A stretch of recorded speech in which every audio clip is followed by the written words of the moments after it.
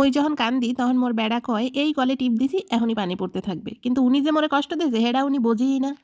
একটা মেয়ে বিয়ের পর তখনই সুখী হয় যখন তার স্বামী তাকে বুঝে ভালোবাসে, আগলে রাখে। পরিবারের অন্য মানুষগুলো যেমনই হোক না কেন, স্বামী কি ঠিক থাকলে মেয়েরা অল্পতেই খুশি। এই জিনিসটা অনেকেই বুঝে না, অনেকেই ভাবে মেয়েদের বুঝি অনেক চাওয়া পাওয়া বিয়ের পর তাই সুখী হতে পারে না, কিন্তু তাদের চাওয়া পাওয়া তো ওই পর্যন্তই যে তার স্বামী তাকে ভালোবাসুক, আগলে রাখুক, বুঝুক। পরিবারের অন্য মানুষগুলোর কষ্ট সওয়া যায় সহজেই, কিন্তু স্বামী যদি কোনো একটা কষ্ট দেয় বা আঘাত করে কথা বলে এগুলো সহজে ভোলা যায় না। কেন বলা যায় না আমি জানি না, তবে সহজেই মাইনা নেওয়া যায় না।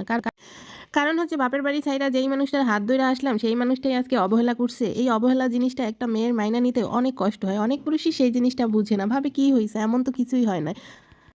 আমার বাসায় তো এমনও হয় যে আমার জামাই আমার কষ্ট দিয়ে কথা বলছে, সে বুঝতেই পারলো না আমি তার কোন কথাটায় কষ্ট পাইলাম। আমি কান্না করলাম, সে রাত ভর দইরা ঘুমাইতেছে, নয় মোবাইল টিপতেছে, কিন্তু সে একবারও বোঝার চেষ্টা করে না যে আমার কথায় কষ্ট, কোন কথায় কষ্ট পাইছি। সে বুঝেই না যে আমি কষ্ট পাইছি, সে বুঝতেই চায় না। সে ভাবে কি এমন কথা বলছি যে কারণে কষ্ট পাইছে। আর কান্না করা দেখলে তো বলে যে এই কল ছাইরা দিছে, টিপ দিছি কল ছাইরা দিতেছে, কিন্তু কান্নাটা যে এত সহজে চোখ থেকে আসে না সেটা বুঝতেই পারে না।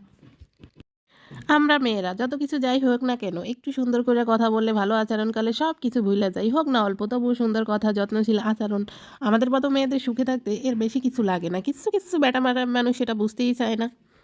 বোঝে মেয়েদের অনেক চাহিদা, তাদের সুখে রাখতে অনেক কিছুর দরকার হয়। আসলে অত কিছুর দরকার হয় না, যদি সুন্দরভাবে একবার ভাইবা দেখা হয় তাহলে বোঝা যায়।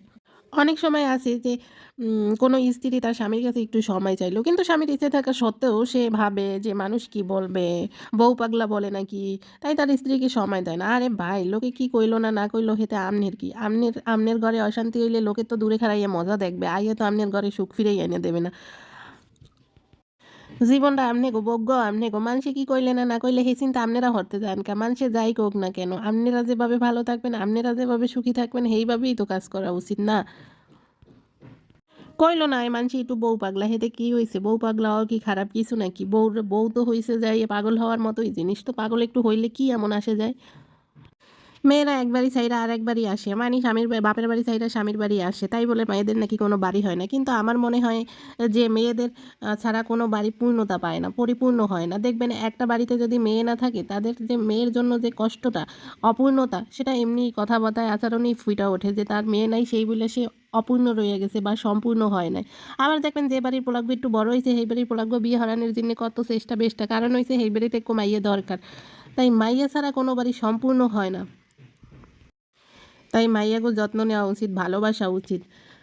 মেয়েদের জীবন বড়ই অদ্ভুত, মেনে নিতে নিতে আর মানাইয়া নিতে নিতে জীবনটাই চইলা যায়। আসলে মেয়েরা হইছে খুব নরম মনের মানুষ।